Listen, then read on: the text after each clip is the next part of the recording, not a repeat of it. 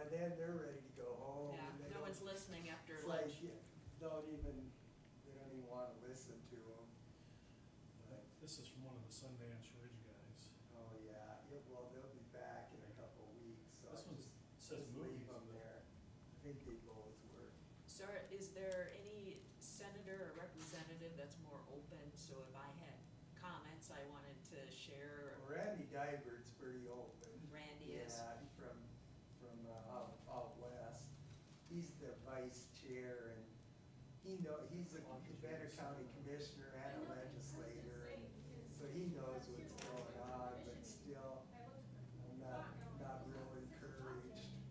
We might get an admin fee, that's what he's kind of pushing for, is an admin fee for distributing money, like from the auditor's office out. Oh, like from the schools and Yeah, stuff? like, yeah. Oh, But that that's would not deter. gonna amount to a whole lot. No, it'll go for bad. Boland's trying to do 50% on the alcohol tax, but I don't foresee that ever happening. So they talked about, cause the court system is a separate discussion, correct? Right. All that, have they talked about the health insurance or anything? Not too much yet, Okay. but yeah, the UJC was on the first, agenda also. I, But that, they are, the NACO newsletter, I see Wisconsin governor passed a law to give 30% of their sales tax to the counties. That'd be great. 30%? Wow. Wow, huge. yeah, And the article didn't say how the state was gonna make up their loss in right. revenue. And what Somewhere. prompted that? You know, I mean, what, Well, 'cause The they vote, give you it know. to counties every They kind give of them so many responsibilities. but no responsibility funding. Yep. there is, you gotta give some of it back at some point. You know, 'cause the law enforcement with drugs, mental health, indigent care, all of those are rising so fast. And they're solely the responsibility of the county. And it's Yep. tough, it's really tough. Well, they Well, said from the- by 60, I think it was, that we're gonna be doubled in age, you know, the number of people, seniors that are out there Yeah. is gonna be double of what it is right now in 30 years. But doesn't the state, I mean, the state's been, their surplus or whatever has been astronomical for the last how many years, which is meaning that you're charging too much money.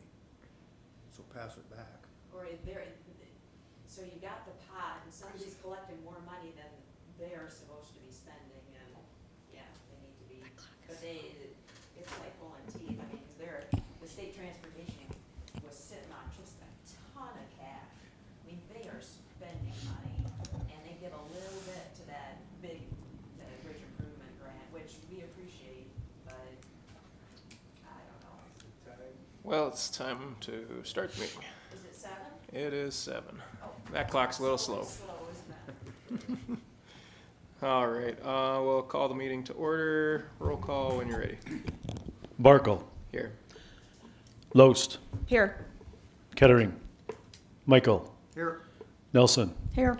Weiss, Here. Clark. We have a quorum. Okay. Everybody got a chance to look over the minutes from the previous meeting. Yes, and the Yankton Thrive plat is missing motion by Michael, second by Loest. Okay. In this copy, it shows as blank. Now, maybe I don't have a good copy.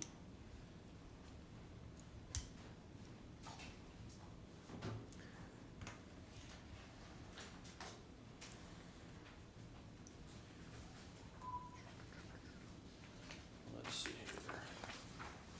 It should be toward the end. The Yankton Thrive. Yeah, the Yankton Thrive one. Hello, Sean. Mine shows motion by Lowe, second by Michael. Well, the packet here, Yeah, Barco. That's the next one, discussion regarding building height.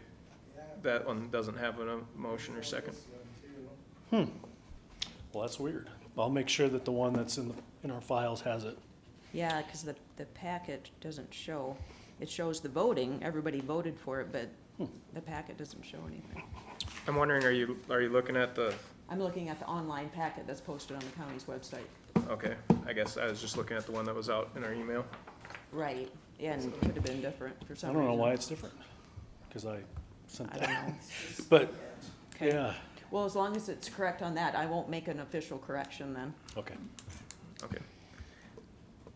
All right, let's see. Any other changes to the previous meeting's minutes? Hearing none, I need a motion to approve the minutes. I make a motion. Second, Loest. All right, all in favor signify by saying aye. Aye. Opposed? Okay, motion carried. Is there anything to be added to this agenda? If not, I need a motion to approve the agenda.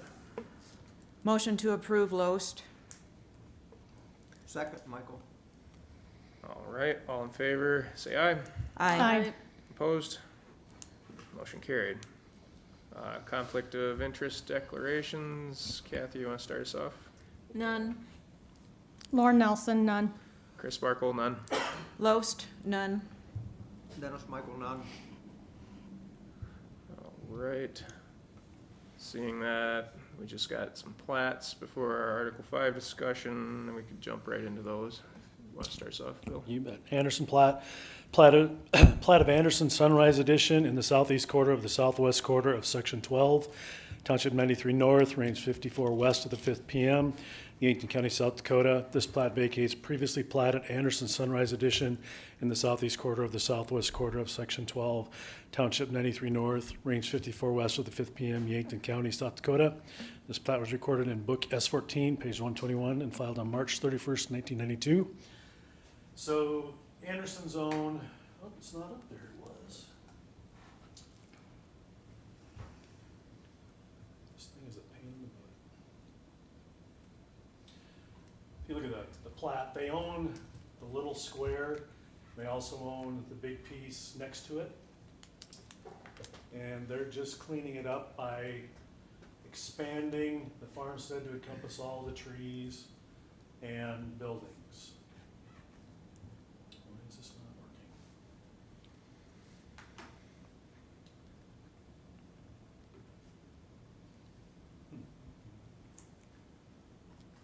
Yeah, the same issue last week. The light goes on and then it goes I out. ended up pushing on the manually,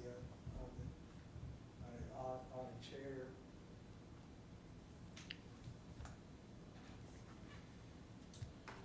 Well, I think he checked that today when he was here. let's see if I can find the manual without falling.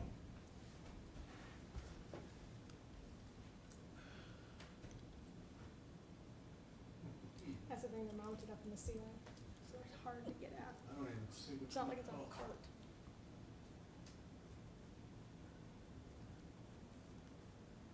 There it is.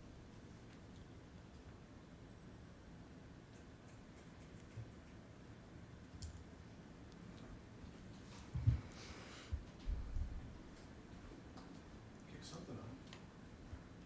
There it is. Yeah, there it is. Yeah, just takes a minute. The light on this side. All right, okay. So they own this little piece, this little rectangular piece, and this large parcel. They just replatted to encompass the entire farmstead. So they're making it more conforming and cleaning it up. That's all they're doing. Make a motion to approve. Second. All right, I have a motion and a second. Roll call vote when you're ready. Barkle, Yes. Loest, Yes. Michael, Yes. Nelson, Yes. Weiss. Yes. All right, motion carried.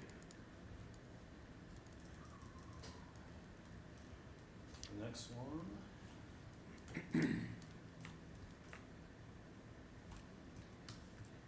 ASPS LLC. They own this lot and this lot, and they're just combining these two into one lot, so they have room to add on back here. So that it meets setbacks and stuff, or? Yes. Yep. putting in a new storage building.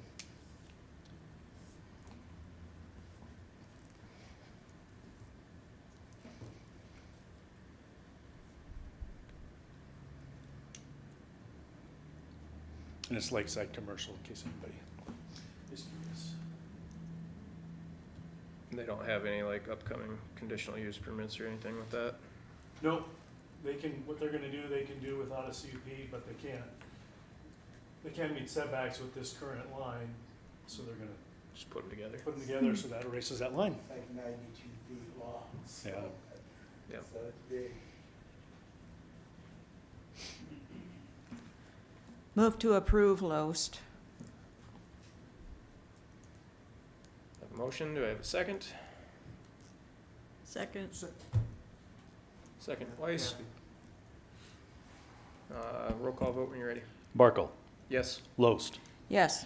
Michael, Yeah, Nelson, Yes. Weiss. Yes. Okay.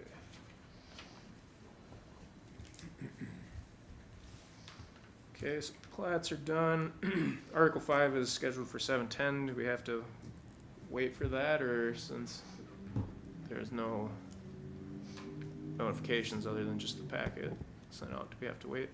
Seems to be advertised for 7:05, I think we're good. Okay, And it's not an official hearing. right. It's just a discussion, so Correct. I guess we could just jump right into that. Should we go to the red line version? Yeah.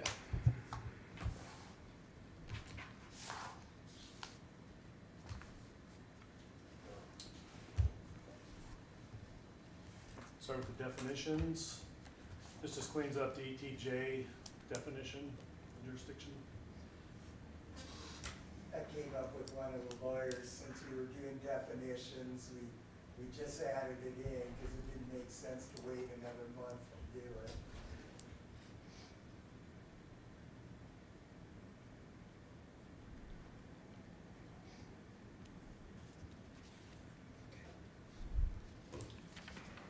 New definition, ground mount. Do you want me to read them, or are we good? Well, Should I read them for the video? yeah. I suppose you should. Definition, ground mount, a solar energy system mounted on a rack or a pole that rests or is attached to the ground. So we have and forgive me, I have lots of notes. This is, ground mount, that term is not used anywhere. So, one, is there a reason to even have a definition for a term you don't use in the ordinance?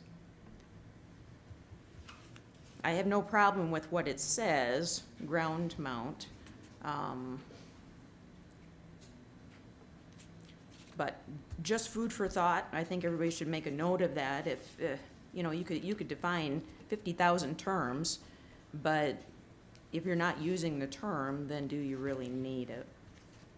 Yeah, I think that's right, and, I guess I would probably just leave it on our red line version until we get the other section in Article 5 hammered out with it, and if we don't use it, then just eliminate it at the Okay. end, but otherwise, just, I guess, let it hang there for now. Because to me, it doesn't make sense to me, I think, for me, it's like going backwards. I think you should write everything and then go back and define everything that you have in it. You know what I mean? Makes sense.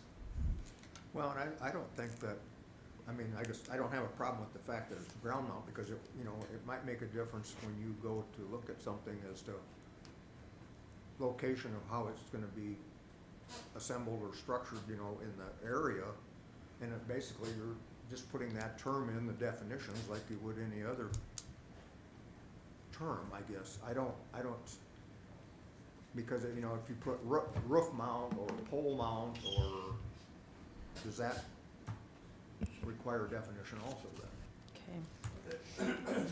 There's a number of definitions, though, that are in the ordinance that we don't have anywhere in any of the articles. I think sometimes we were putting them in just because or something, someone was familiar with Mhm. it, and so it was just used for that purpose, but I definitely understand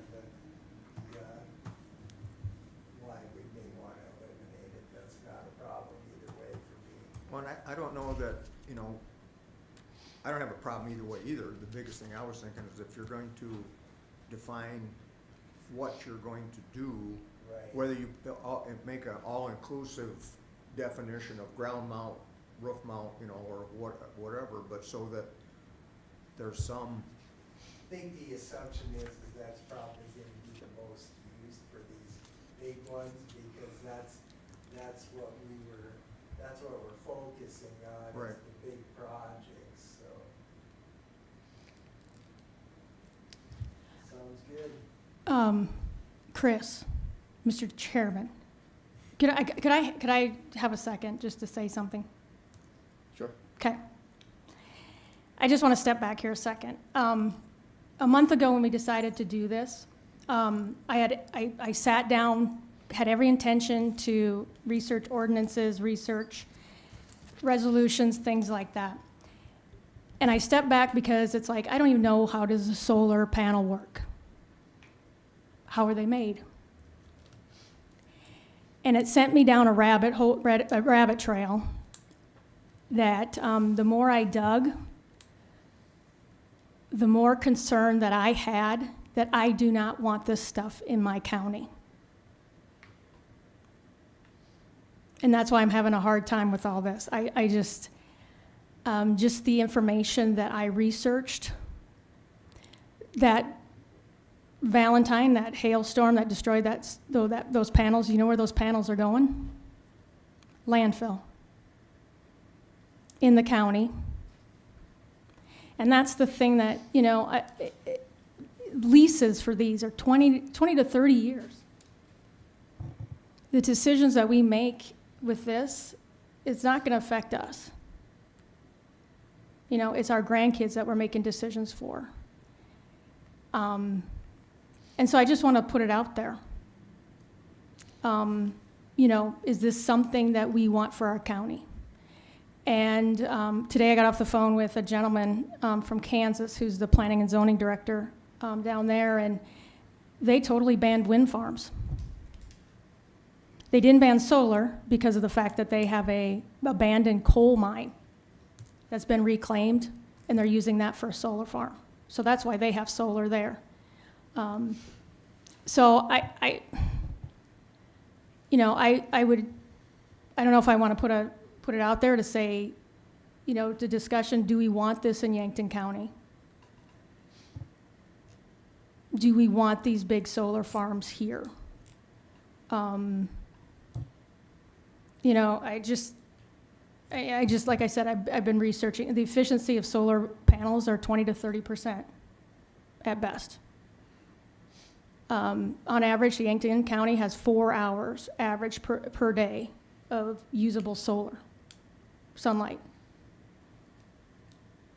You know, in the winter, it's quite a bit less. So I would like to put out there just discussion amongst us, is this, do we want this in Yankton County?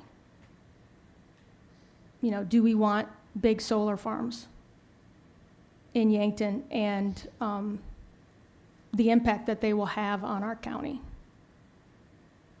Because we can put out a moratorium. We can say to the commissioners to say we want a moratorium. We want to, you know, hold off on any new development with solar farms for 6 months to 9 months to a year, or whatever, indefinite. I know there's a county who did one that was indefinite until they put ordinance or resolutions in place.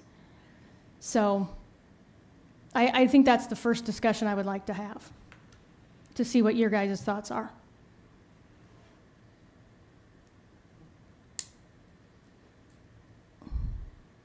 Well, I guess just to address some of those things, like in the interim while we're doing an ordinance, like if somebody came forward right now, Gary, and wanted to put in a solar farm, what would be the process? That wouldn't be a conditional use permit because it would fall under a utility facility, right?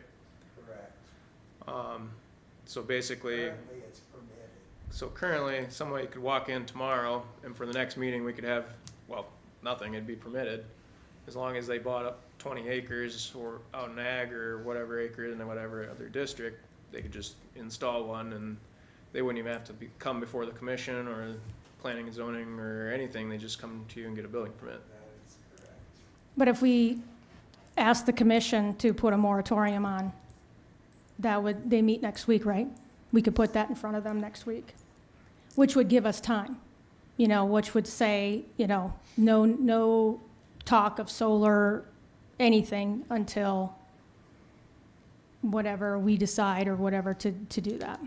But are you gonna draw a parameter around that as far as size? Because like Sherry's farm, with their panels on there now, if somebody wants to do it on a home or for their personal use, are you talking banning that also? No, I'm just talking about commercial, the big So kahunas. commercial development only. Because the thing about it, if she's got broken solar panels on her roof, she's gonna take care of that. And dispose of it, plus there's not that many. I mean, you're looking out like if you have a big solar farm. I mean, I talked to my friend out in Pennington County, and I gotta double check on these numbers, he said 500,000 panels out there. I don't know if he was right, I gotta double check with that, but, I mean, think about that. And you'd have to be careful too on that, from a residential, like their setup versus a commercial setup, because they are marketing power back to BY Electric, which makes it commercial. Yeah, and that's where you'd have to put in that size, like 100 meg, I think it's 100 megawatts is, yeah. You draw, That's Yep. where we're drawing the line. that's where you draw the line. We do gotta keep in mind that that is already state regulated by the Public Utilities Commission, and I don't know how that comes into play legally. We don't have any attorneys here, but, I don't know if we have much power over that or not, off the top. Yeah, because I researched, the PUC and because they put guidelines on these farms, and I haven't gotten to that point to see how strict those are. I don't know. I need to look more into that to see. Yeah, they look more into the siting and things. Yep. And whether it meets their regulations. We're allowed, and then we take over, and we're allowed to set like setbacks and things like that a little more, so. Yep. Yep. Yeah, but like, That is a good question. if they don't meet our requirements, then they don't get a permit and they can't build. Which if our requirements is you can't build anything over so many kilowatts, you don't meet it and you can't build it. So if we wanted to put a moratorium in, starting right now until we got something hammered out here that could actually work for the county, I don't see that as a problem. I guess I would be in favor of that because you're kind of just wide open right now. And I mean, realistically, this shouldn't take that long to actually get an ordinance in place, but The guy that this afternoon said it took them 8 months. Not only did they meet once a month like we do, but he said there was workshops, field trips. They actually took field trips to solar farmers and looked at them, across county lines and stuff. So I just, if it's not something we don't want to ban or, just taking the time, I still feel like there's that pressure. Like we got to get something in place because you never know, tomorrow somebody could come to that door. But a moratorium would, give us, whatever time we want to set on that, then if there's not that pressure. Because that's always, like I said this last month, that's always been in the back of my head. We got to get this done because the federal government seems like they're pumping more money every day in these. So at the end, we'd have to have a motion and a second and a vote to request the commission to put a moratorium on the 100 or bigger. To recommend that. You know how that's working with carbon pipelines, but I mean, there's also legal concerns with that too. I mean, where you're gonna end up if you go that route, but that is an option. Because the thing about with Kansas, they don't have a PUC Right, at the state level. that makes a big difference. Huge difference, and so that's true. I sure, Gary, because that's the thing is I don't understand the relationship between where the PUC stops and where we begin, you know. And that's always the confusion with things on the federal level too, because in the past, I know, a lot of counties were trying to regulate pipelines too, and then they said, well, federally, you really can't do a whole lot on the pipelines, and so there's always that question of what can we legally do and what can we legally not do. Because like I said, I'd like to research more on that relationship between the PUC's regulations and then what the counties can do, to making sure that whatever we do is, you know, like I told him today, I said, you know, you can put something in place and you can always say, oh, I can change it or we can change it. But the thing about it is when that first company comes in and gets things going and there's things that you don't like, it's like, oh. Sure. Because that's what like a friend out in Pennington, I asked him, I said, hey, what would you change after doing this? And he just started, they know better for next time. And I would just like to take that time for all of us to research and see, is this something we want for Yankton?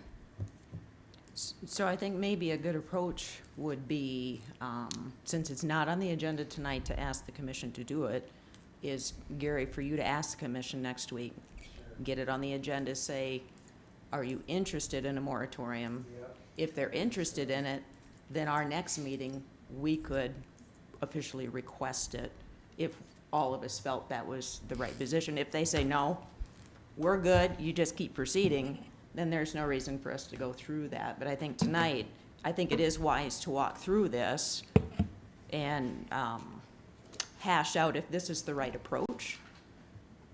Because the earliest we could do a public hearing on any of this would be our August meeting. So, and you would have to get notification of an official hearing if we're going to do that. And if we approved it in August, it could go before the county commission in September. And for their 2 hearings, so you're looking at the end of September, the first, it could be approved if everything went perfect. That's the first that any of this new ordinance could be approved, but as far as requesting a moratorium until we get that process in place, we don't have to wait for that. And But I think we need to ask the county commission, are you interested? Because there's no sense us wasting time to put it together if they're not going to approve it. well, there's no sense in this board even existing if we just ask the county commission everything they want and then pass it. So, I mean, really, this board acts as a recommendation body. We can recommend something and they can deny it. That's their prerogative, but we don't have to just ask them what they want and then go based on that. Otherwise, there's no point in being here.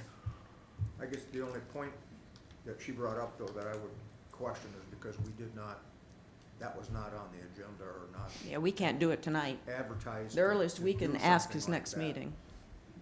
You know, Well, It has been advertised. yeah, we put a notification that said you may take action to recommend approval Of this, of this. but I would not be comfortable Yeah. approving any moratorium recommendation tonight. I would vote no against it tonight just because of the legalities I question. well, and I don't know, even if we go through the what's been prepared as far as the draft, and recommendations, we could still, if we wanted to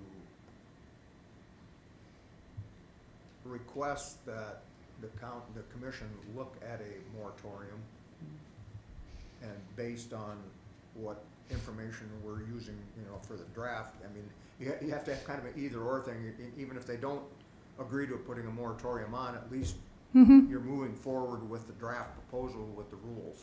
Yep. And if you Well, could at least get Does it hearing even that need to be approved by the planning maybe commission? we don't, there's a lot of concerns regardless of what direction, so maybe just asking for the moratorium if there's interest in that upfront before you waste time going through it. That's a good question. well, and that could almost be in the point of, a guy could ask, I mean, I don't know, we need emotion stuff, but just, you guys go to the commission and say that we would like to see a emergency moratorium placed on any solar farms until we get work through this here, so we don't have that come in the back door thing, trying to get something shoved through before we're ready for it. Right, You know, because otherwise, if we do it where we go the roundabout way of waiting till basically next month before we even take action on any kind of moratorium, then it's another couple weeks for the county commission to take action on that, and then pretty soon you're 2 months down the road, and Who knows what's coming through the door? I think that it'd be prudent to ask the county commissioner, recommend to the county commission for their next meeting to do such a thing, and that's not mutually exclusive. We can keep working on this ordinance, which I'm all in favor of. Just keep working on this in the meantime, no matter what the outcome is, but, I guess I don't see an issue in asking for moratorium on things until we actually get an ordinance in place. And I think that if you weren't thinking about a solar farm, if you were thinking, like, say that our ordinance was wide open concerning CAFOs or anything like that, it would be instantaneous. Everybody would be unanimous that they wanted a moratorium on it until there was an ordinance in place. So, Well, and it's, yeah, I think that, they can give them a heads up about what our concerns are from the standpoint of the draft ordinance that we're looking at, and what might happen, when the information on this thing starts getting out and somebody's hell-bent to put something in, that maybe the commission would make it a emergency thing, or, just make a recommendation on their own that we wanna put this on until our planning commission gets a chance to research and get all the details for an ordinance done, so we don't have these come in by accident things, because how long, if I say I came in and wanted a building permit for a utility facility, a solar farm, how long do I have to act on that? Wouldn't take very long at all. No, I mean, like, how long is my permit's good for, what, 2 years? Yeah, You have to start within 180 days. yeah. You have to start within 180 days, so I got 6 months to, 2 years complete. so, I mean, if you went out, if solar company caught wind that you're going to do all this stuff and they didn't like it or whatever, they could go out, purchase, say, 20 acres out in ag zone district, get the building permit, go put in a few foundations or a fence or something, say they started, and they could sit there for 2 years while we mess around. Well, there is a possibility that if there was interest in going the moratorium route, they're starting budget hearings, and there's probably gonna be another meeting by the end of the month, possibly, or first meeting. It could be before this next meeting. If they were interested in moving that direction, they could possibly do a resolution to move forward on that. One thing that would slow that process down, though, in my mind, because the ones we're concerned about is, what is it, 100 megawatt? Yeah. Kilowatts. Which they require PUC approval. Yes. So by the time they come to us and they request a permit and stuff like that, we can put something in there that bases any approval from this board on the approval from the PUC, which is gonna drag it out 2-3 months at least. But our zoning ordinance doesn't say that we need to have a PUC approval right now. I understand that, but So I could just come in and have a map drawn and say I'm gonna put a solar farm here, and I should be able to get a permit. I don't need anything done with the PUC right now. they can't build it without PUC approval anyway. Well, they don't have to Even build it, but not with our ordinance, but they'd have to go to, if they're building it to that 100 megawatt size, they would have to have Yeah, they would be have to approved by go to PUC to do it anyway. yeah, even but without us not to involved. get our permit though.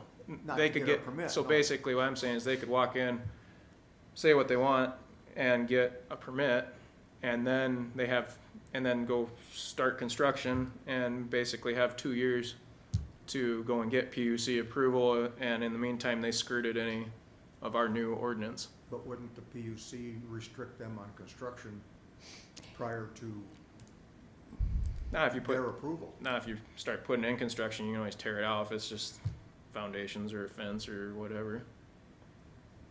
I don't know. There's no laws that they can't go start pouring concrete. There's no laws that they can't go start pouring concrete. See, and that's the thing that I don't understand that relationship yet between does the PUC say you gotta go through us first and then you hit the county? Or can you do it simultaneously, or does the PUC require, I you know, think things they- from the county? They approved the siting, so I don't know how you get the permit. Right. Or getting the siting approved personally, but Because if they got it simultaneous, or if they did it both at the same time, they would be so say somebody came through the door tomorrow, they're grandfathered in with what we have right now.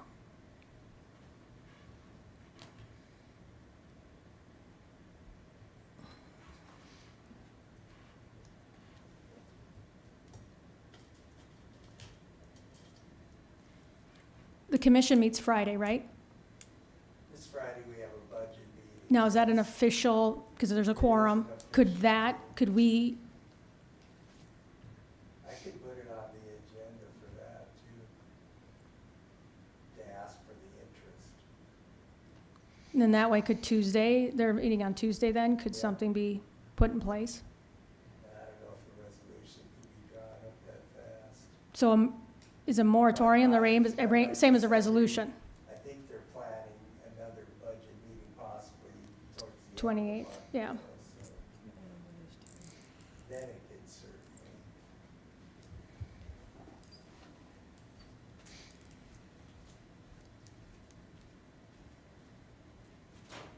So yeah, I guess I mean, at least we should have it added to their agenda for the next meeting.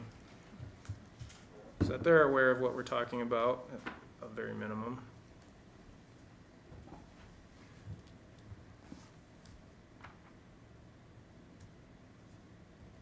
But anyways, if we wanna continue on, Bill, with your red line version. Sure. Next definition, photovoltaic system, an active solar energy system that converts solar energy directly into electricity. That one's not used either.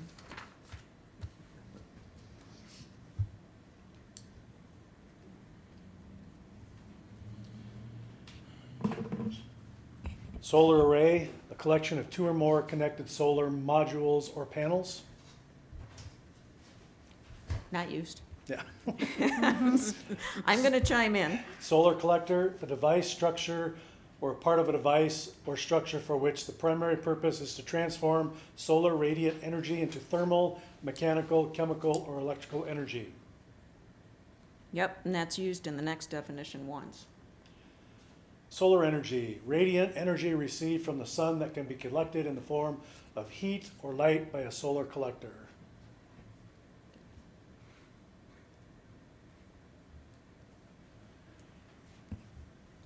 Solar energy farms. Solar energy farms are composed of multiple solar panels on multiple mounting systems, poles or racks, and have an alternating current AC rated capacity greater than 100 kilowatts AC. Solar energy farms require a conditional use permit. Solar energy farms are allowed up to 8 megawatts AC. Solar energy farms are a temporary use and interim in nature and cannot exceed 30 years. So on that one, the 100 kilowatts, is that what the state permitting starts at, is the 100 kilowatts? Right. But we could make it more restrictive if we wanted. And I guess when I was doing a little bit of research on it, based on what the EPA says our South Dakota's average kilowatt usage is per household, and how many kilowatt hours multiple solar companies estimate you can generate per kilowatt generator, it comes up to between, I mean, for that one, it's like less than 10 kilowatts. So even if you double or triple or quadruple it, I mean, 100 kilowatts is huge. Yeah. Compared to that, I don't really see a reason why it needs to be 100. I was thinking like more like 50 would cover pretty much any household or individual person that wanted to put them up.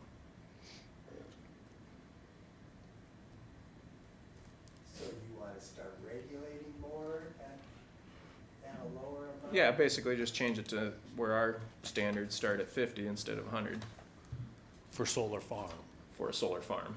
yes. So CUP for 50. Right. So if you look at the size of the panels, and if I did my math correctly at McDonald's this morning when I was drinking my iced tea, 100 kilowatts at about 100 square foot per kilowatt for a panel is 10,000 square feet, just for the panels. And an acre is almost 44,000 square feet. So you're looking at a quarter of an acre for 100 kilowatts. Yeah, and if you want to imagine that, a lot of the manufacturing buildings around town are around that about 30 to 40,000 square feet, so you're figuring a quarter of one of those solid solar panels. And now that's just the panel itself, that's not considering the space in between and So you about rows and double every- it, so call it 20,000, so call it a half acre. yeah, so I mean, half acre covered, and that's pretty large footprint for a bunch of solar panels to be sitting there next to a road or something. But you could have a building. I have a neighbor who we just helped finish putting up a 60 by 200 foot building. You know, so there's, and you just have to be careful because you can look at Menards. It's a huge building, and out there Napa's got a huge building. So is a building any different than a solar space this size, I guess is what I'm trying to get, just because we don't like solar. I mean, we had this whole discussion around hog barns, if I dare bring it up, because there's a whole faction of folks in this county that want to outlaw hog barns 100%. There's no need for them. And so we've got to find that little compromise where we can control it enough that it's not overburdensome to the county, yet it still allows some of it to be used. And those are the ones that I mentioned at the last meeting, that I seen like these 150 by 150 square, so that's 22,500 square feet, basically. Right. You know, and here it looks like There's a lot of them. this definition has allowed up to 8 megawatts. And if you do the straight calculation just for the panels on 8 megawatts, that's about, it's 18.4 acres, call it 20 acres, double it for space, that's 40 acres. So you have a maximum already of 40 acres there for that. Now, I'm not saying it's the right number, I'm not saying it's the wrong number, I'm giving you a reference point for that, in the definition that's proposed there. So we do kind of have to be careful with throwing out extremes. Isn't one of the points, though, that they make about putting them in is your access to a distribution point as far as hooking on, like your farm with the old towers Yeah, that go through there? we sit right under some of the Wapa's bigger lines. towers and stuff, you know, the main transmission lines, but that's kind of like with the wind farms too, I think, is there's gotta be some way to transfer that into the grid Yep, that's already existing, because they're not gonna come out and put in 10 miles of poles to carry it off of a 10 acre, 20 acre site. yeah, So it's yeah, gonna the be- siting has to be It's right. gonna, go back to a little bit to your reference of the pig barns, you're gonna be isolated on where they can go, in my mind, because there's not, I mean, down close to Yankton here, there's quite a few spots where they could tie into a grid someplace. But when you start getting further out, it might restrict about where they're gonna be accessible. Similar to a wind tower, Well, exactly. yeah, you're not gonna put it in a valley. No, And that's why a lot of them are close to roads and things too, Mhm. for that access. Well, and I guess one of the differences I see between solar panels and say like a building is if you have, say, like a large hailstorm come through, which we get periodically, with a building, you don't have tons and tons of shattered panels and glass on the ground and potential problems from that. You don't have generally the reflection problems of glare off of that for roadways or anything, because generally the roof of a building's way above your sight line. And I mean, they are different animals. It's not the same thing. So I guess No, that's some things to consider. I think my point was, everybody has a different viewpoint of what is acceptable and what's not acceptable for every subject in the county. And you can go through anything in this ordinance. There's some people think we just toss the whole thing out. And there's some people think we need to double it in thickness. So I guess that was my point. Yeah, and so I guess just to run through some of the rough math, according to EPA, the average household uses just under 13,000 kilowatt hours electricity per year. According to several different solar panel manufacturers, for say 1 kilowatt of generation, you get about, in South Dakota, rated based on Sioux Falls, I guess, so maybe it's a little different in Yankton, but about 1,400 kilowatt hours per year per kilowatt of generator.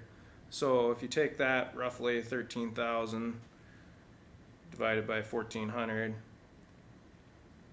then you are at about 9 1/3 kilowatts for the average household. So being at 100, that's basically enough solar panels to provide 10 homes. Or if you want to say that you got a really big house, 5 homes or whatever. So what I'm saying is that in our ordinance, our goal that I see is that we're trying to make a conditional use permit for, say, a commercial business or like a utility company. And the way that we're doing that, so that we don't run into something like yours, Sherry, where you're selling back in to the grid and being able to construe that as a commercial activity, we're doing it by the size of the facility. And the size of the facility, I think, is way overkill for that purpose. So if we're going to limit it to residential personal use, I don't think it needs to be 100 kilowatts, because it's, in my mind, it's way overkill for how much power generation you actually need for a personal residence or individual. So that's my frame of reference of where I'm coming from. It's not that I'm trying to outlaw any of this or that I'm trying to kick it out of the county completely or whatever. I'm just looking at it of trying to get the right number so that we're separating an actual utility facility from personal people. And you're exactly right. Usually the houses, they listed at 10. That was pretty common. So 50 is what you're, I guess that's what I would say, because then that pretty much covers you. If you want to say, well, my house is 5 times bigger than average, then I want that many panels, you should be covered. But Well, especially in a rural area, if you have a farm where you want to be able to utilize that for your outbuildings and stuff like that too, that would still put a lot of generation in there. If you use the 50 kilowatts, it might be grain dryers, whatever you're running off of it, but at least it would cover a larger footprint than what, or not footprint, but a service load than what. than just your house. Just a house one would. yep. Does 50 sound reasonable? And well, I'll let you do the second definition, and then I want to talk about the definitions that Clay County had. Solar energy systems. Solar energy systems are any combination of solar panels on a parcel of property with a combined energy rated capacity not to exceed 100 kilowatts AC. Solar energy systems, 10 kilowatts AC and not to exceed 100 kilowatts AC are permitted uses in all zoning districts. Solar energy systems over 100 kilowatts AC in an agricultural district only require a conditional use permit. So you want to change that to 50 also? Right, just make it consistent throughout. And then I guess on this one, I was a little bit confused why we have a minimum of 10, as clarifying that that's like permitted. What if I want to put 5 on my house? Yeah, I think again, that was just for the homes. Because it was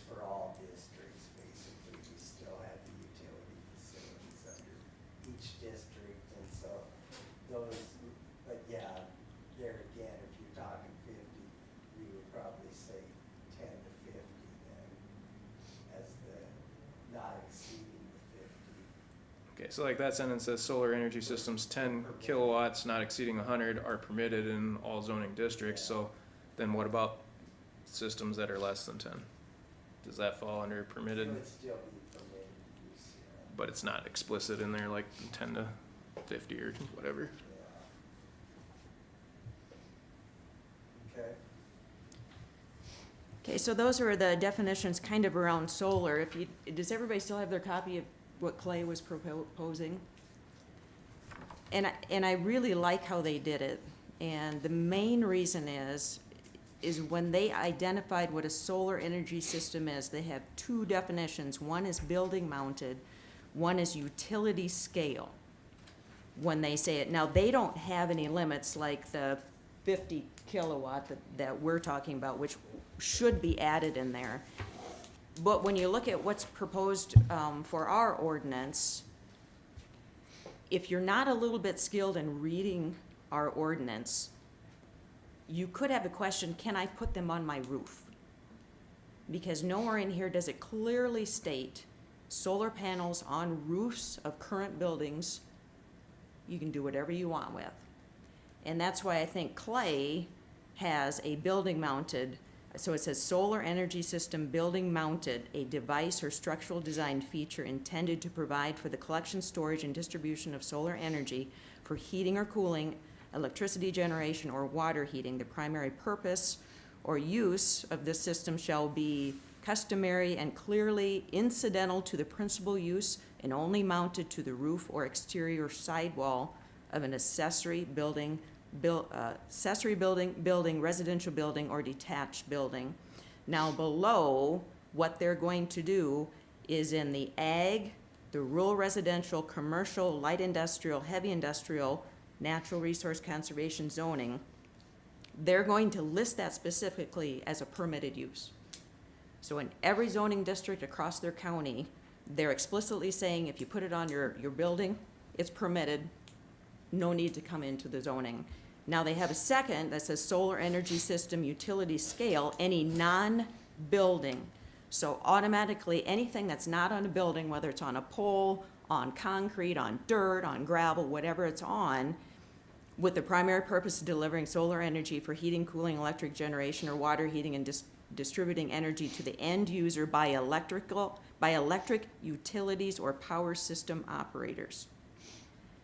And here we can say equal to or exceeding 50 kilowatts.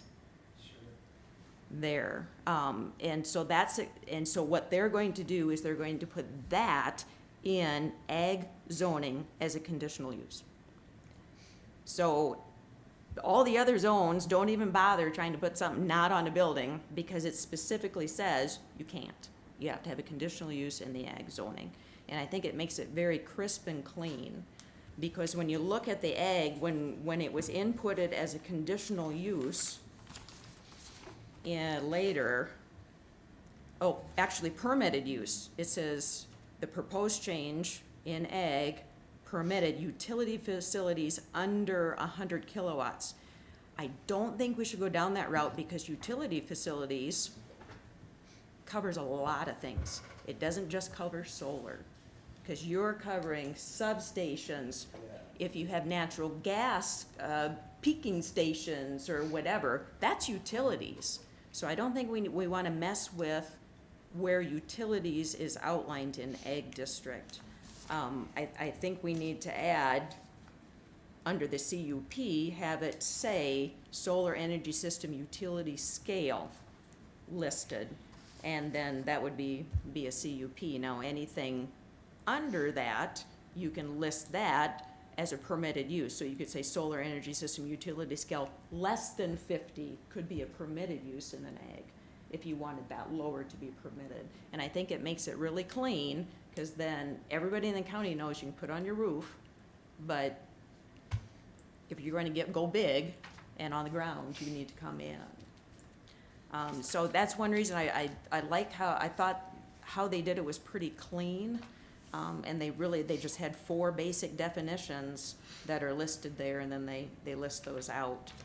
I guess I like what you're talking about, because that was one of my questions when we got to it, was that we're changing that permitted use section with the utility facilities and then putting that limit on it. That didn't really make sense because of all the things that fall under utility facilities. As far as adding a definition for the building mounted, do we really need that if we've got a lower limit of like 50? So basically anything under 50, whether it's building mounted or ground mounted, is permitted.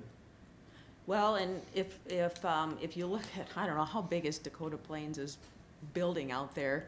Pretty big. Pretty big. If they would go in and put solar panels and pack them, they might be over the, let's see, what, 8 megawatts, well, it wouldn't be, It wouldn't be over 8 megawatts. or but 50, it'd where's be- my 100? Oh, here it is, 100, so you're looking at 50, so it's 5,000 square foot.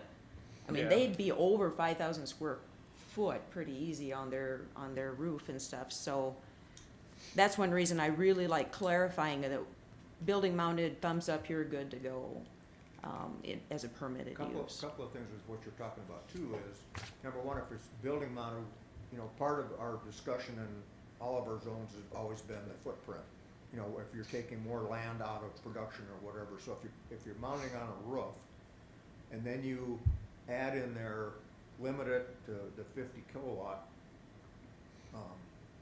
range that we were talking about, even like that building, yeah, they could put it up to 50 kilowatts up on that roof up there and not, but the big plus is you're not going out and buying 20 acres and building a solar farm. You know, and utilizing the roof, I mean, if hail breaks, they're gonna clean it up because It's their roof. it ruins Yeah. the integrity of the roof, so either way, but you're not taking more land away to build the farm. And as long as you're on, you know, you're structurally sound enough to do that, and then put that limit on how much they can put up there, I think that's a win-win situation on that deal. Yeah, I guess one thing I like about the building mounted definition that they've got in the Clay County one is that it says that it's just incidental, it's basically for my own use on the building. So if it was like a factory wanted to put a bunch of solar panels up there for their own use, they're not really trying to be a utility facility, then I guess it doesn't really matter if it's on the roof, but. And they're not building a building just to put solar on it. You know, no one's gonna do that. They're gonna build a building for, it's a warehouse, or it's the size of Menards or Walmart or whatever, and I'm not an electrical engineer. I'm not So my either. question is, you know, any commercial building, they're after three-phase power. Now, can you generate three-phase power through solar farms? No idea. Because we're talking AC. you Not know, my No, specialty. but that's a question I don't know about, because, you know, they're gonna hook into a grid, but, you know, for irrigation systems, whatever, out in the country, you have to be close to a three-phase system, or you're buying single-phase electricity, which is a lot more expensive than three-phase power is. And there's a lot of difference in operations and the cost of material and everything like that, but I don't know enough about this, does that generate that? Because the thought of a big commercial building putting a bunch of solar panels on their roof to utilize within, can they actually utilize that power? I don't know. You know, that's and probably. We probably get someone in to talk about that. Yeah, because, you know, it's one thing if you're gonna plug your coffee maker in to make it work, but it's not necessarily power that you can utilize that way. I don't know how that works for sure. Yeah, so that would make a difference, because if you lined your whole roof of a manufacturing building and you can't use any of that power, so it's all going back into the grid, well, now you're not really, it's not incidental to your use of that The gain of- factory or whatever, you're The gain of, basically, yeah, putting it up there, it's kinda like, well, I've got extra space, I'm gonna rent it out, so yeah. it's not, But it's, you know, you're not, to Dennis's point, you're not expanding the footprint of the building. And it's, to me, that's a good use of that space. And I drive, like when you go to Denver and you drive by warehouse after warehouse, and you think, all that space, Yeah, they could be generating solar. But, anyway. So if you would take those definitions and plunk them in here, and I think they'll work really well with what you already have later. It's just kind of using the different definitions and how they list them there.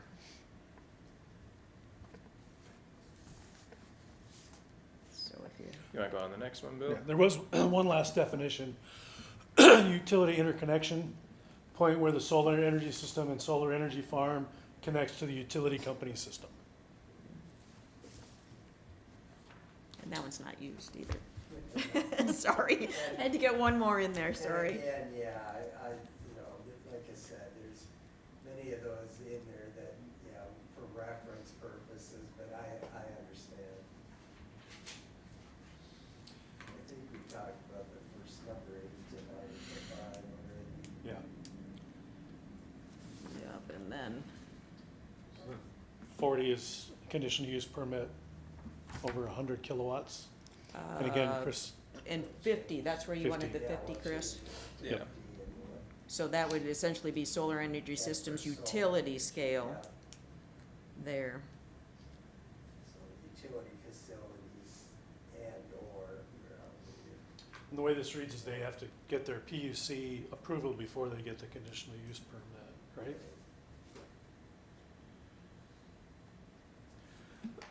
Section 521, solar energy systems, farm performance standards.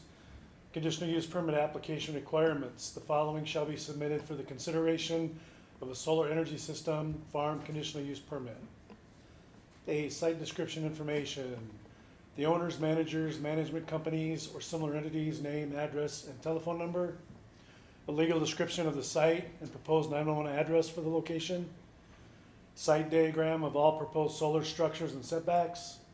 Site diagram of surface water drainage patterns. Roadway maintenance and haul agreement with state, county, township authority approval with signatures and prompt repair of any damages. And then the following provisions shall apply to all solar farms, energy systems equal to or in excess of it'll be 50 kilowatt alternating current. Design standards, the design standards and bulk regulations listed in the agriculture district for setbacks, lot size, lot coverage, lot area, height, and signage shall be suspended for all solar farms, and the following regulations shall apply instead. Foundations, Oh, I was just gonna mention, I don't think you really need to call that a new section. That, I would just get rid of section 522 and just leave design standards. Kind of like up above, you've got conditional use permit applications, so there's your little chunk, and then you've got, now we moved to design standards, and we've got all that. So I don't think you actually need a new number. For Chris's point, it does say after South Dakota PUC that we talked about earlier, permit approval. On number 40 of the CUPs. they can't get a CUP until they've got PUC approval. On which, That we were talking about earlier. CUP number 40. After South Dakota Public Commission permit approval. okay, but that's what we're talking about adding, that's not currently in there. Right. That's what I was talking about, that's No, not it current. is currently in there on number 40. Oh, it's all red, I thought that was all added. Yeah, Chris is saying it's not in our ordinance Yeah. at the moment. Yeah, Right, correct. all right. So eliminate section 522 and just have design standards. Yeah, I would just take out section 522. Design standards and bulk regulations listed in the agriculture district for foundations. The project's engineer or another qualified engineer shall certify that the foundation and or design of the solar panels is within accepted professional standards given local soil and climate conditions. B, haul road agreement, public roads. Prior to commencement of construction, the permittees shall identify all state, county, or township haul roads that will be used during the construction of the SES project and shall notify the state, county, or township governing body having jurisdiction over the roads to determine if the haul roads identified are acceptable. The governmental body shall be given adequate time to inspect the haul roads prior to the use of these haul roads. Where practical, existing roadways shall be used for all activities associated with the SES. Where practical, all weather roads shall be used to deliver cement, solar collectors and components, and all other heavy components to and from the site. The only suggestion I had there is up above in the site description, you call that a roadway maintenance and haul agreement. So I think you should keep that and B and call it roadway maintenance and haul agreement, just so everything kind of stays the same.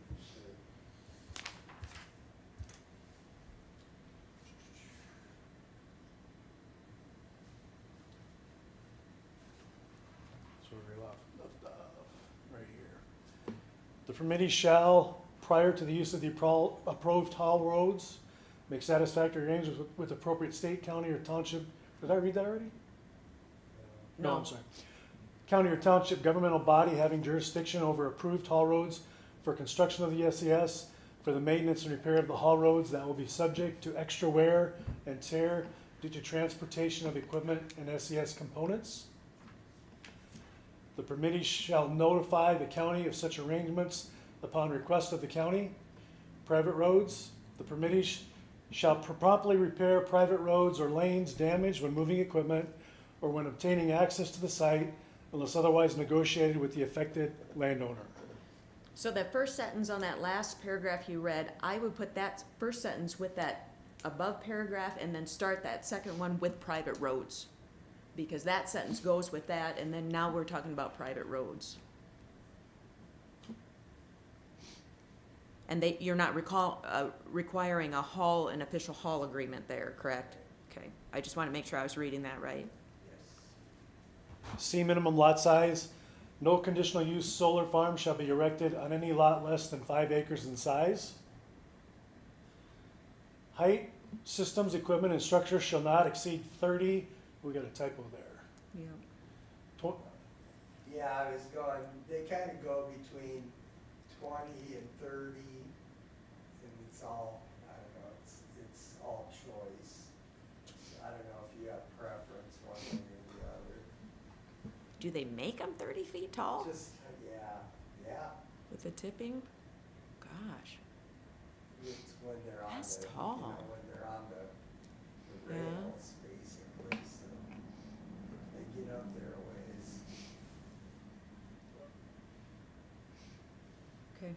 So that's supposed to be 30, not 20? Well, no, I think I Or- changed it down to 20. You changed it to 20, so it should be printed 20. Okay, I'll make that note. So we'll get that changed. Systems, equipment, and structures shall not exceed 20 feet in height when mounted at maximum tilt. Excluded from this height requirements, however, are electrical transmission lines, communication poles, and utility poles. So does that height requirement, so what does that mean if you put it on top of a building though? Cause obviously then you're gonna be over 20 foot tall. Well, and that's just it. So we have to be careful with the name of this section should be solar energy systems, utility scale. And that's defined as any non-building. So if I had a home that was 25 foot tall, I could still put my solar panels on there and not question if I need one or not. Right. So just as long as the heading is correct, we should be fine. You good, Chris? Mm-hmm. Okay. Fencing, the solar energy system shall be fully enclosed and secured by a locked fence with a minimum height of 6 feet. Lighting, if lighting is provided at the site, lighting shall be shielded and downcast such that the light does not spill onto the adjacent parcel or roadways. Noise levels measured at the property line shall not exceed 50 decibels when located adjacent to an existing residence or residential district. Performance standards. All solar power plants must conform to the performance standards as set forth by any local, state, federal regulatory standards. Signage. An appropriate warning sign shall be provided at the entrance to the facility and along each perimeter to the solar farm project. The sign at the entrance to the facility shall include the facility's 911 address and a 24-hour emergency contact number. Aviation protection. For solar energy systems located within 1,000 feet of an airport, the applicant must meet FAA standards. Decommission plan.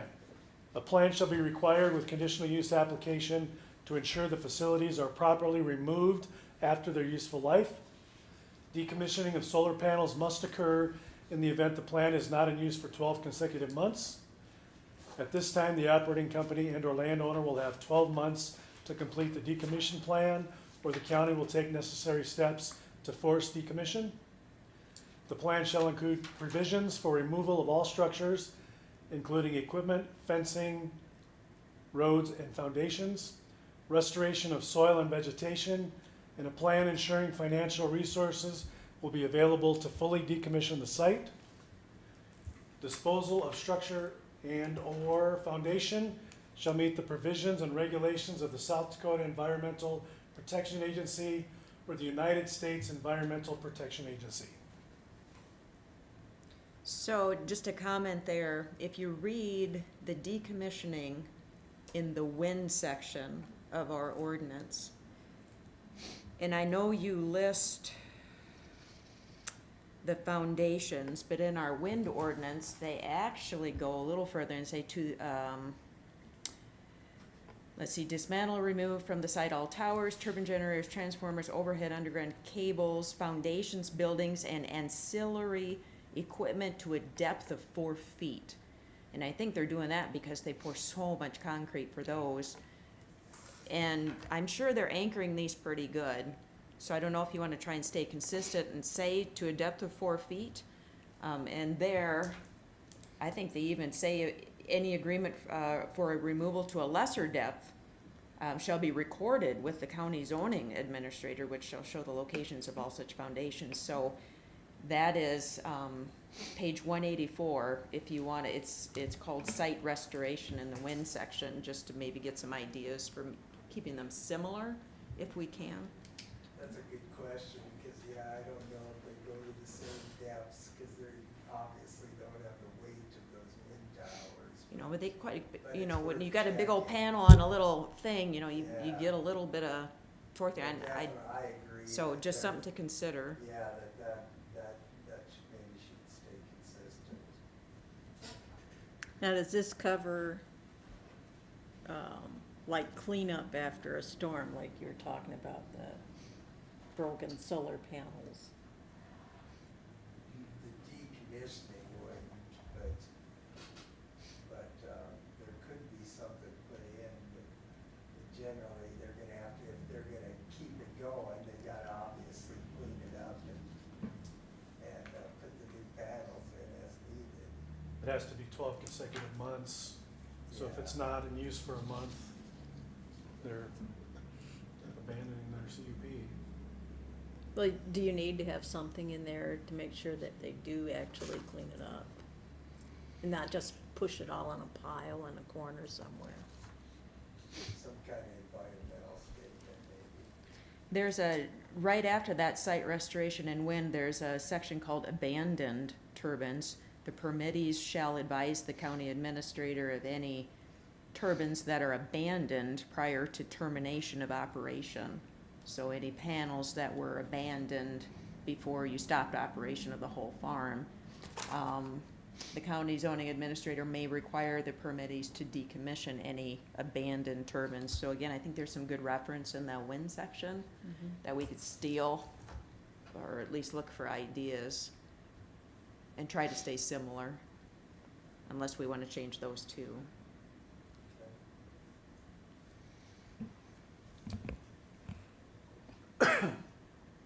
The county has granted the right to seek injunctive relief to effect and complete decommissioning, as well as to seek reimbursement from applicant or applicant's successor for decommissioning costs against any real estate owned by the applicant or applicant's successor, or in which they have an interest, and to take all steps allowed by law to enforce said lien. Liability insurance. The owner operator of the solar farm shall obtain and hold a general liability policy covering bodily injury and property damage in Yankton County as an additional insured, with limits of at least $2 million per occurrence and $5 million in the aggregate, with a deductible of no more than $5,000. The applicant owner must provide proof of insurance to the Yankton County Zoning Office prior to construction. Now, and I do, why is the county named there? There, when you, and I go back to the wind again, that next section is D, performance security is what they call that. The county is not listed, on the bond. It should be though, because of uniform credit code. Well, but why would we be sued? I mean, why would we need liability from that? Because if the insurance company goes in, if there's a hailstorm, whatever, wrecks the place, and the insurance company's gonna write the check to the utility company, it would put Yankton County's name on that check, and he could cash that check or deposit that check unless the county signs off I see on what it you're to get saying. there. So you have control It's over no the different money. than you do in, So you're saying the wind needs to be amended? Cause it Yeah. doesn't list that the county should be there. So all I'm looking is the differences. I mean, in my mind, that's the reason. The cell tower says it? That's the reasoning Okay. behind it, because the county has the say-so. as to That where makes the money sense, goes. Dennis. Makes a lot of sense. Anytime you have a mortgage on anything. Yeah, exactly. They put the mortgage. Yep, okay. Good point.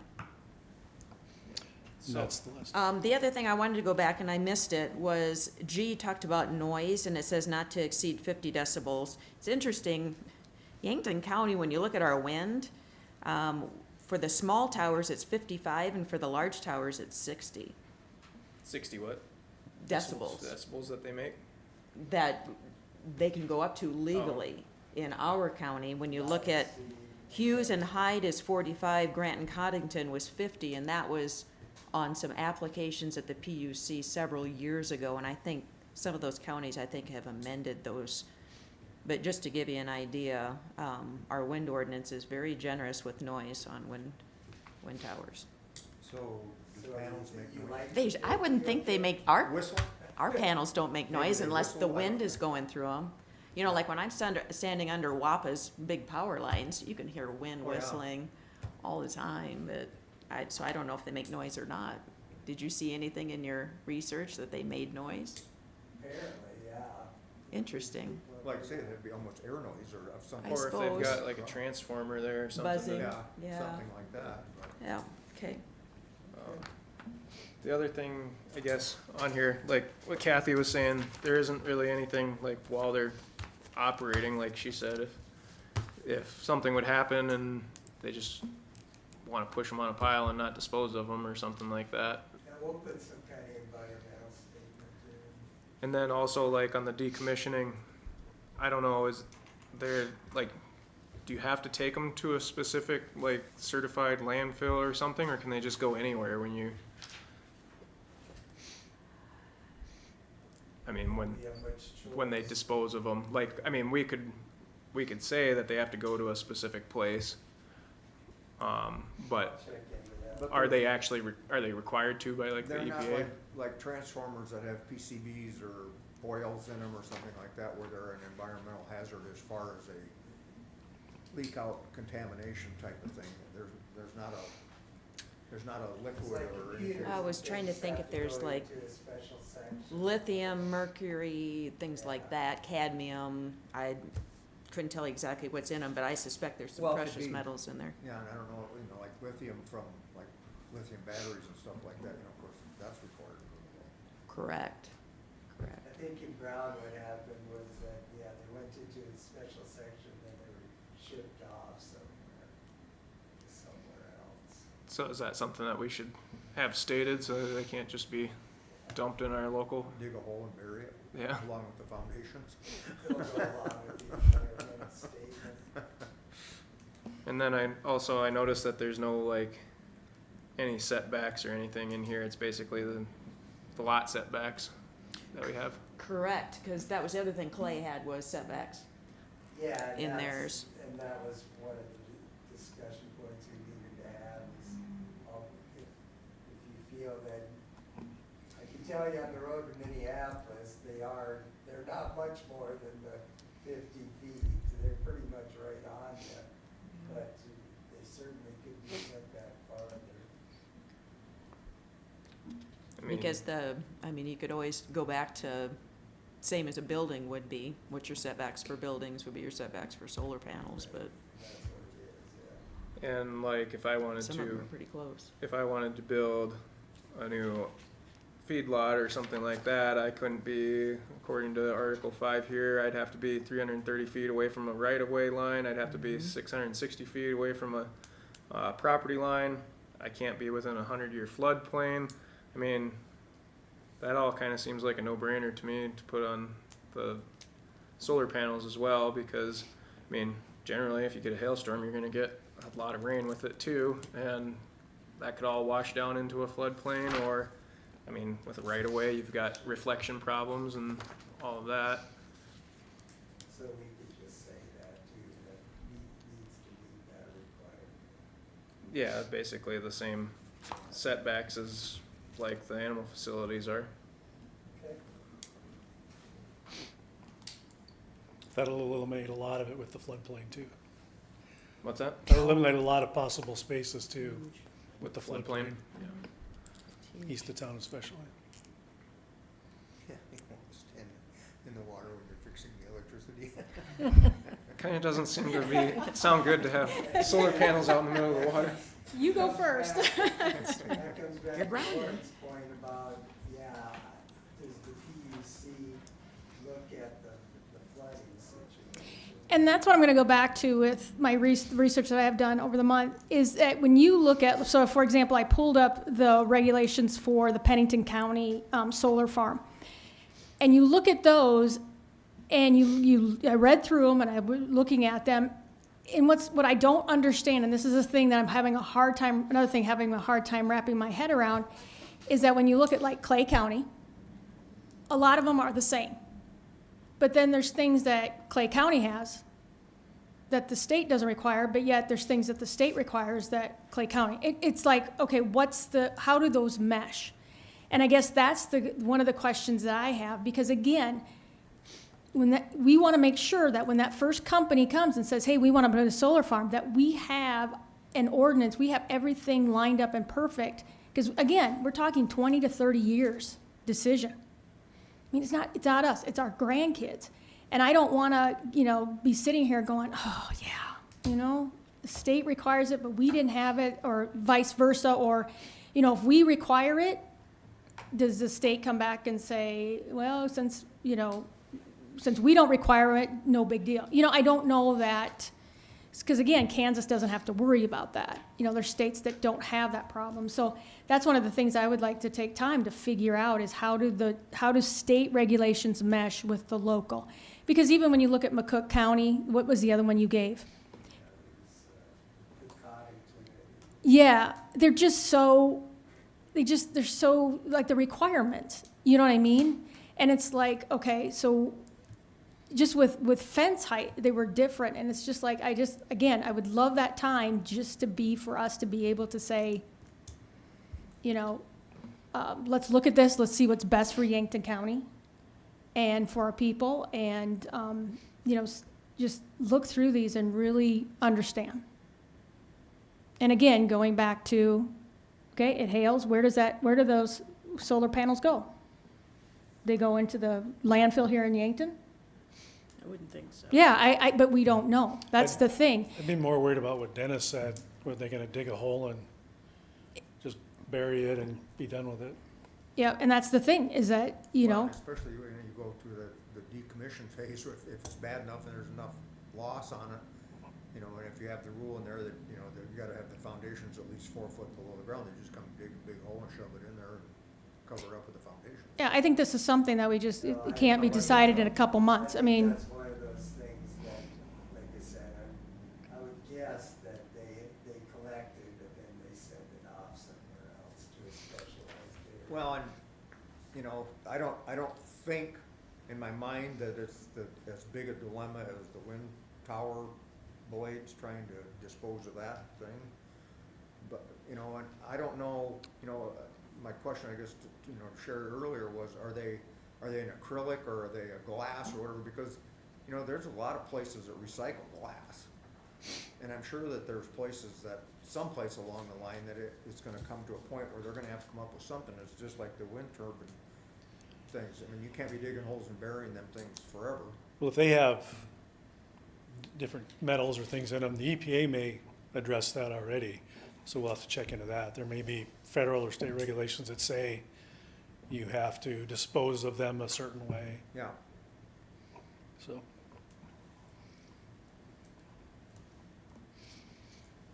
Is that, and I'm not savvy enough on the thing, but, you know, this 30-year limit or 30-year thing that was been mentioned, is that what the life expectancy of a solar farm is 30 years? That's what they generally write, is 30 to 35 years. So if technology improves or demand improves, say at the end of 30 years, do they need to come in and would they need to come in and reapply then? Or is that something that they could upgrade under the same? It's a good question. Replace them all, just go ahead and replace them all. Or, you know, like, you do with a fence, sometimes you put on a new wires, you don't put on all new posts, maybe you change out 10% once a year for 10 years. Yeah. Well, and even if you have a hailstorm, you know, Correct, not yeah. every time does it get every panel, Yep. you know, I mean, it might break individual things and, you know, that's just repair and maintenance, but I mean, I'm looking at the comment made about the 30-year lifespan, Right. you know, is that something, you know, Well, the solar energy farm definition says it's a temporary use, interim in nature, and cannot exceed 30 years. So that's basically putting a time limit on the CUP is So 30 years. At that point, they'd have to come back and reapply. well, and that was my question, is that what it is, or, you know, Well, that's kind of how it's wrote right there. It's the, well, and that, it would be the only CUP in our ordinance that expired then. None of the other ones do. And you know, towers at some point need to be taken down and wind turbines So with do and, Dennis's question about changing it, if they're changing it, are they changing the plan, which would require a modification to a CUP? Just well, replace that, Or are they just replacing you the know, panel? modifying as far as, you know, we're talking about the output and things like that, you know, I say you put the 50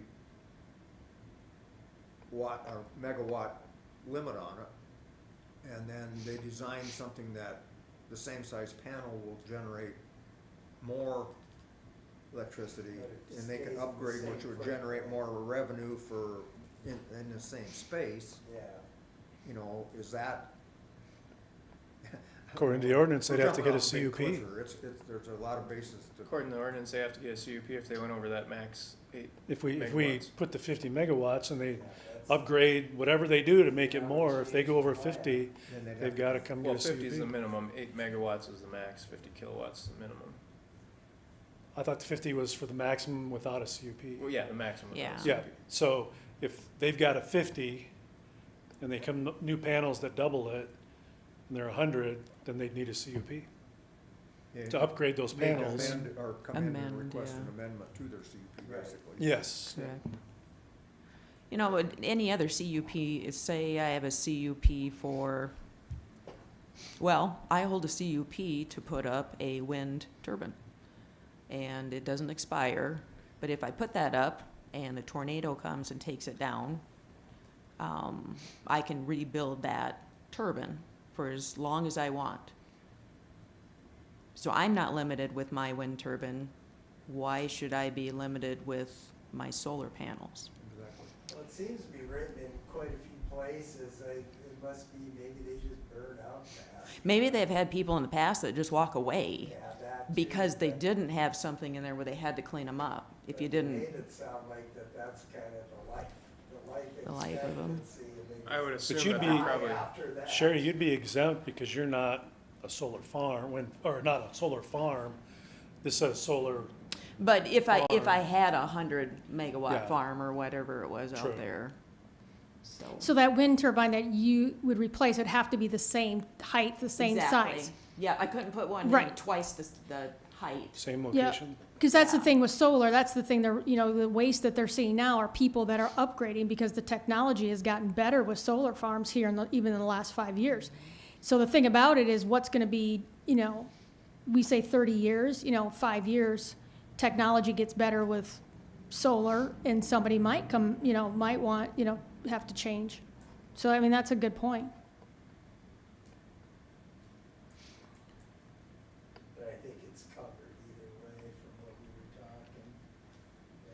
It's just the amount. Starts going Yeah. above or what, it'd Yep. have to be an amendment to the plan regardless.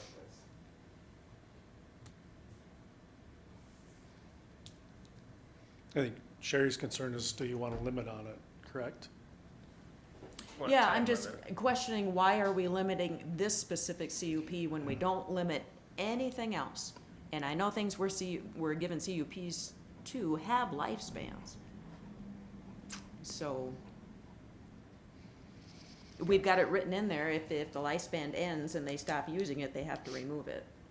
So Yeah. why do we say your CUP's no good then? Are we intentionally wanting them not to rebuild? So just something to think about. Well, I don't know that the term, I mean, the 30-year thing would need to be in there. Right. I think it just, because it's covered basically, if it goes down or something happens, it becomes abandonment or whatever, and it's You know, gone we in. could just put, solar energy farms are temporary use and interim in nature, period, or something, cross out the next. Or just take that whole sentence.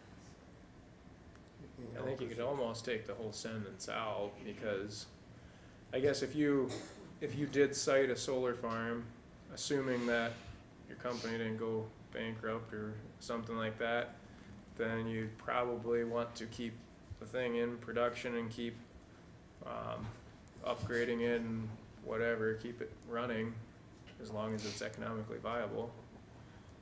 I mean, you do the same thing with any other business. I know can do it.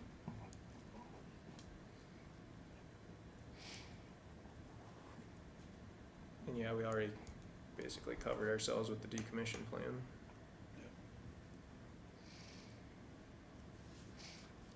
The one thing on the decommission plan that I thought of, so basically the way it's wrote is that it's not considered abandoned or whatever until they stop using it for 12 consecutive months, right? That's how it reads. And then they have a year after that to clean it up or get rid of it. So basically, if it got destroyed in a big storm, it could conceivably lay there for almost 2 years before anything got cleaned up.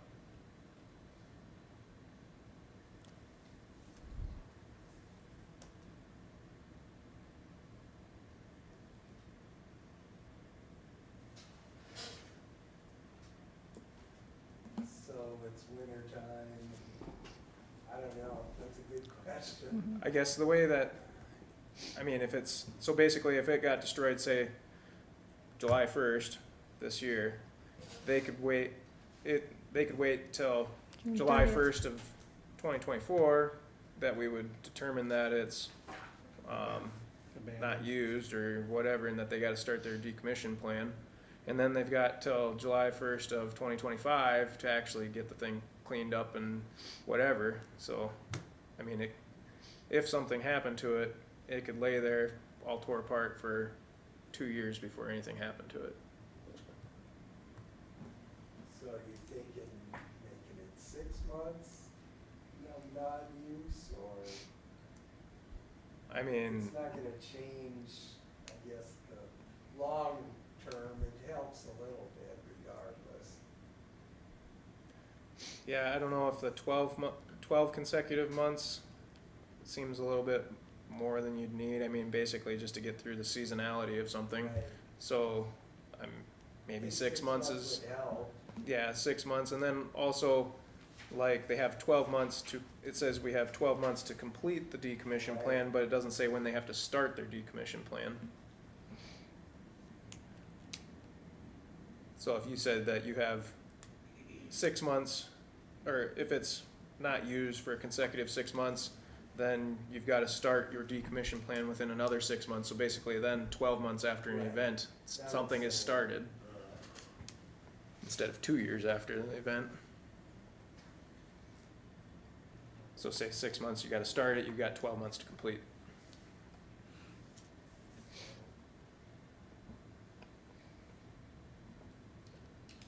Okay.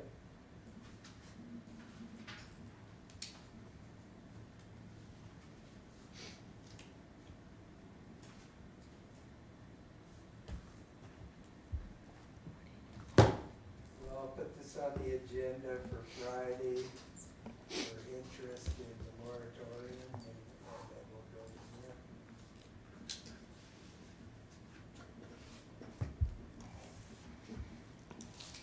And you're not taking any action this meeting, correct? No, there won't be any action this meeting. So, I guess, has anybody else got anything to add to this discussion, or are we done with it for tonight? Are we looking at a hearing for the next meeting for this? Guess it depends on what happens in With the the next couple moratorium of thing, weeks. Well, even if they, well, yeah, then you'd have a lot more time if they did a moratorium. Okay. I guess if they did, I guess my way of thinking is a hearing, then basically at a hearing, we're gonna have public input or whatever on it, and then the next step after that is then it would be recommended on to the county commission. I think we almost need another discussion meeting after all this stuff has been changed to I read guess through it that's again. what I was kinda hearing too. It sounds like even if we didn't go the moratorium route, that there's a lot of questions to be answered that you wanna get information on, so I'm guessing that's not gonna happen next month yet, so. Do we want to take public input next month? I mean, In that case, we should make it an official hearing still do so people that. a understand. hearing that we're not going to take any action on. I think anytime you can have the public have an opportunity for input, you need to do it. Correct. Well, Yeah. You need to- If we wanna just have discussion, we could just advertise. Just put it on. Public input Public Is input welcome. yeah. Just say it's on the welcome. agenda. I think Yeah. that'd be good. Yeah, Yeah, I think Okay. that's the route to go So there. that'd be August, Because- and then September would be a hearing. because a official hearing would be kinda like we've got pretty close to the final draft of what we're talking about recommending. There might be a few tweaks, but nothing major like what we're talking about Yeah, tonight. Yeah, this all, and I can, we can get these all. They were invited tonight too. Yeah. Sounds good. Okay, so public comment. Come on up.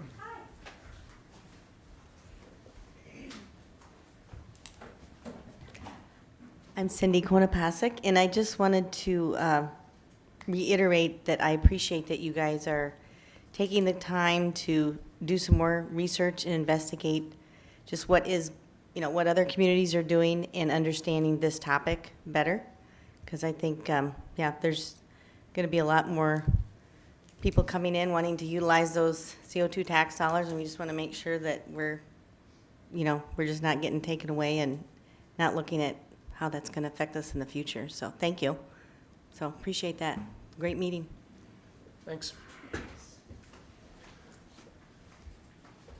No other email submissions or anything? All right. So we're going to do public comment in August.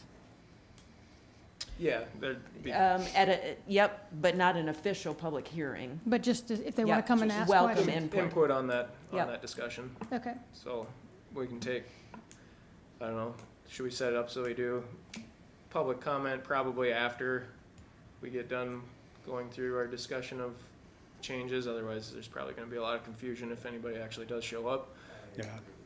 so.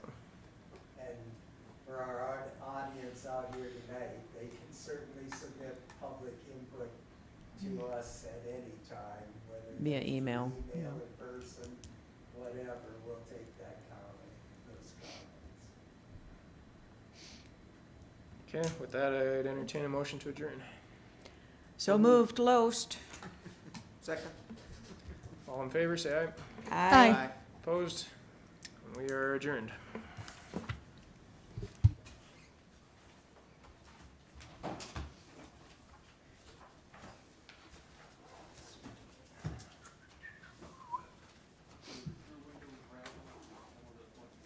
You think that remote is just bad, Yuri? Do you need to change the batteries? We did that last Let's week. get some, we gotta get some new batteries and try that first. I hope it ain't just the batteries. No, we changed batteries. I know, but those were in the office for I don't know how long. But, when you hit it, the button goes off, the light goes off. I know that. I No, don't that, know. now it's not working, so, yeah, I think maybe it is. So let's do that first. Now it's shutting down.